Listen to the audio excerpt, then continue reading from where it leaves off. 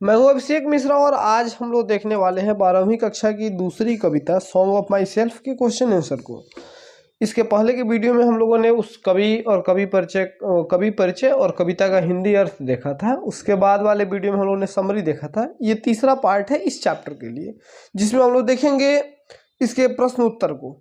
मैंने पिछले वीडियो में भी बताया था कि प्रश्नों के क्रम आपके किताब से मिलते जुलते हो सकता है, नहीं हो। मतलब साधारण भाषा में अर्थ है कि आपके किताब में मान लीजिए कि 1 नंबर पे जो प्रश्न पूछा गया, हो सकता है वो प्रश्न यहाँ तीसरे नंबर पे पूछा गया हो उसके महत्व की दृष्टि से। लेकिन सारे प्रश्न आपको किताब के इसमें मिल जाएंगे और कुछ अधिक प्रश्न भी मिलेंगे जो बोर्ड एग्जाम में पूछे गए होंगे, जो किताब में नहीं दिए गए थे। तो प्रश्न शुरू करते हैं। दूसरा प्रश्न मतलब दूसरा का पहला जो प्रश्न है वो हमें कहता है, who is the speaker in this poem, how old is he. तो Walt Whitman is the speaker in this poem and he is 37 years old. प्रश्न का मतलब था कि इस कविता में स्पीकर कौन है और कितने साल का है। तो उत्तर था कि वाल्ट व्हिटमैन इस कविता का स्पीकर है, मतलब वक्ता है, बोलने वाला है, कवि है। And he is 37 years old, और वह 37 वर्षों का है। वाई, दूसरा प्रश्न, why does the speaker uses you twice, मतलब कवि ने यू 2 बार क्यों कहा है। तो इसका अर्थ है the speaker uses you twice to emphasise the similarity of blood in all human beings. यहाँ बींग्स में भी स्पेस नहीं होगा, गलती से स्पेस दे दिया गया है। तो जो वक्ता है स्पीकर, उसने 2 बार यू इसलिए कहा है कि वो मतलब सभी मानवों के खून की समानता को दिखा सके, प्रदर्शित कर सके। मतलब सभी मानव एक समान होते हैं, इस चीज़ को मतलब सबका खून एक जैसे ही होता है, सबके खून का कण एक जैसे होता है, सब लोग एक ही प्रकार के कण से बने होते हैं। यह सिमिलरिटी मतलब यह समानता को दिखाने के लिए स्पीकर ने 2 बार यू का प्रयोग किया है। तीसरा प्रश्न है, what is meant by nature without check with original energy. तो इसका क्या मतलब है कि nature without check with original energy, इसका मतलब क्या है, ये कवि ने ये बातें क्यों कही। यहाँ से मैं इन्वर्टेड कोमा अगर कर दूं तो स्पष्ट हो जाएगा कि कवि ने ये बात क्यों कही है। तो इट मीन्स, इसका मतलब है नेचर वर्क्स कंटिन्यूअसली, मतलब प्रकृति जो है वह लगातार काम करती है, इन एवरी हजार्ड, प्रत्येक परिस्थिति में, विथ ओरिजिनल एनर्जी, अपनी पूरी ताकत से। मतलब प्रकृति किसी भी परिस्थिति में अपनी वास्तविक ताकत से काम करती है, इसका मतलब यही हुआ। चौथा प्रश्न है, what is the theme of the poem. इस पोएम का भाव क्या है ना, वो पोएम क्या दिखाना चाहता है, क्या कहना चाहता है।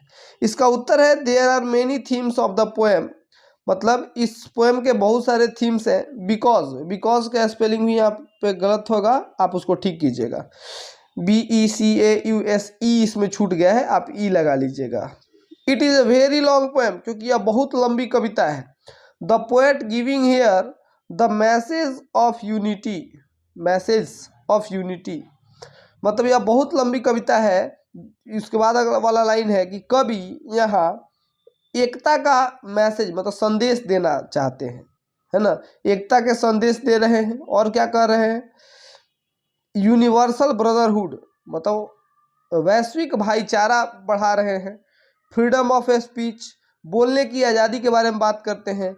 ईगोइज्म, मतलब स्वाभिमान की बात करते हैं। एंड सो ऑन, मतलब और भी बहुत कुछ, सो ऑन मतलब और भी इत्यादि कहते हैं उसको हिंदी में। पांचवा प्रश्न है, how does the poet establish relation between me and you. मतलब कवि ने मी मुझ में और आप में कौन सी समानता दिखाई है।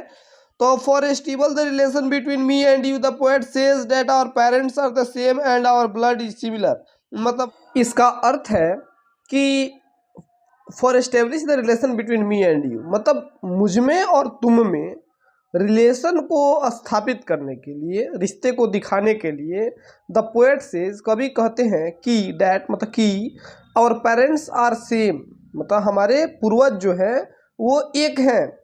And our blood is similar, और हमारा खून जो है वो एक जैसा है।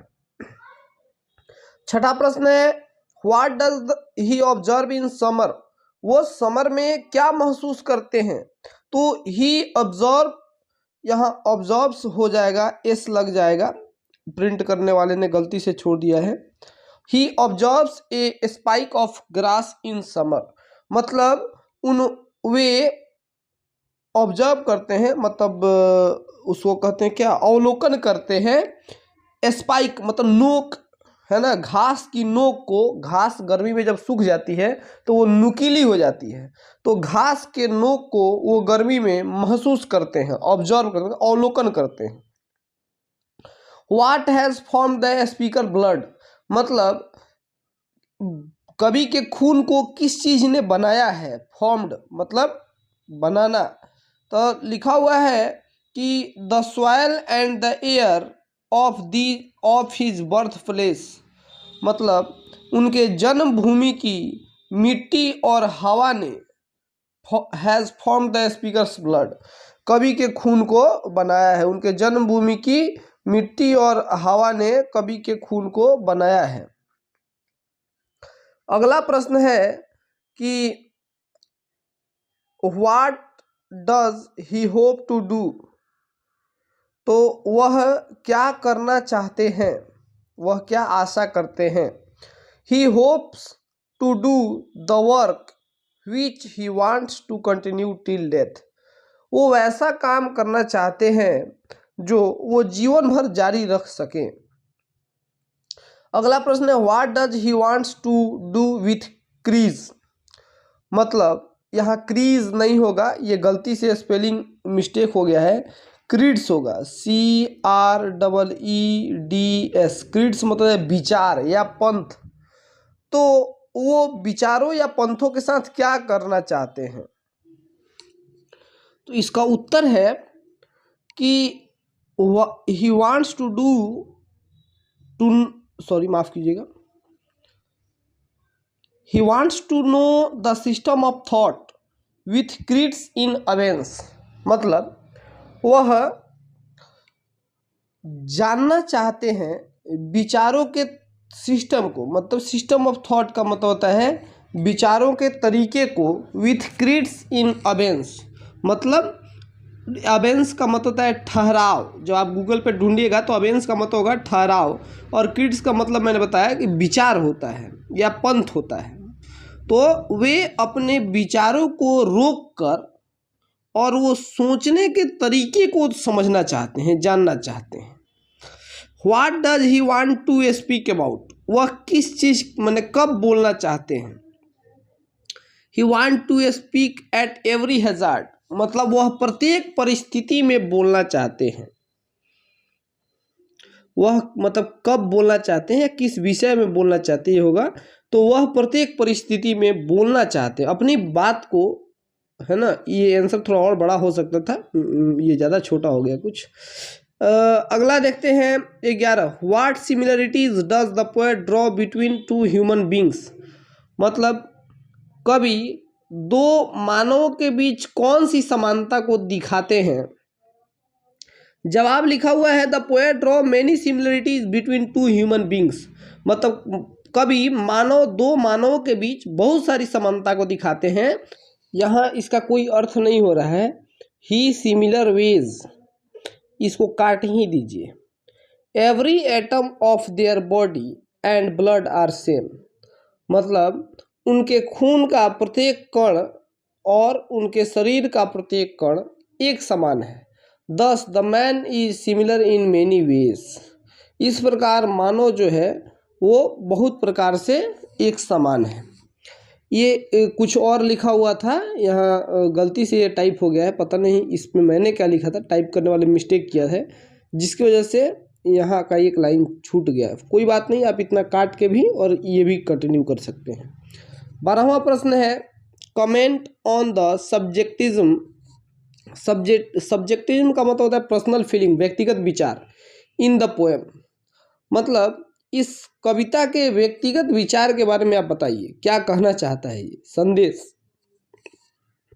इसका उत्तर है the poet personally believes in the A betterment of the world, मतलब कवि इस व्यक्तिगत रूप से इस दुनिया की भलाई के बारे में सोचते हैं। He becomes sad to see human being quarrelling for religions, मतलब वह देख के दुखी हो जाते हैं कि मानव जो है वो धर्म के लिए लड़ाई कर रहा है। He says the body of every human is made by same particles so we should not quarrel. वे कहते हैं कि प्रत्येक मानव का जो शरीर है वह सेम एक समान कणों से बना हुआ होता है, इसीलिए हमें आपस में लड़ना नहीं चाहिए।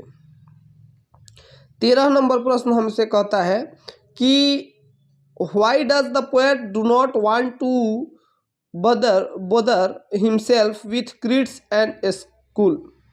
इसका मतलब है कि कवि अपने आप को विचारों, मतलब स्कूल मतलब विचार होगा, यहाँ पे स्कूल मतलब तो विद्यालय होता है, यहाँ पे विचार होगा, और क्रीड्स मतलब पंथ, आप जिस विचारधारा से आते हैं, जिस पंथ को मानते हैं, तो दोनों एक ही मिलता जुलता शब्द है लगभग। तो कवि अपने आप को क्यों विचारों और पंथों के परेशानी में नहीं डालना चाहते, बोध मतलब परेशानी, अपने आप को विचारों और पंथों के परेशानी में खुद को क्यों नहीं डालना चाहते हैं। तो जवाब है the poet does not want to bother himself with creeds and school, मतलब कभी विचारों और पंथों की परेशानी में अपने आप को इसलिए नहीं डालना चाहते हैं because he always thinks about religious tolerance. Tolerance का मतलब होता है, ये वर्ड तो आपने कुछ दिनों पहले बड़ा सुना होगा कि भारत में मतलब इंटॉलरेंसी बहुत बढ़ गई है, सहिष्णुता इसका अर्थ होता है। तो इसका मतलब मैंने सहने की क्षमता, कुछ भी सहने की क्षमता। तो क्योंकि वो हमेशा सोचते हैं कि धार्मिक सहिष्णुता होनी चाहिए, माने हम अपने धर्म को मानते हैं फिर भी दूसरे धर्म की का सम्मान करना चाहिए, धर्म के नाम पर लड़ाई नहीं करनी चाहिए। His mind is always free from all these trifles, मतलब ये उनका दिमाग हमेशा इन विवादों से अलग रहता है।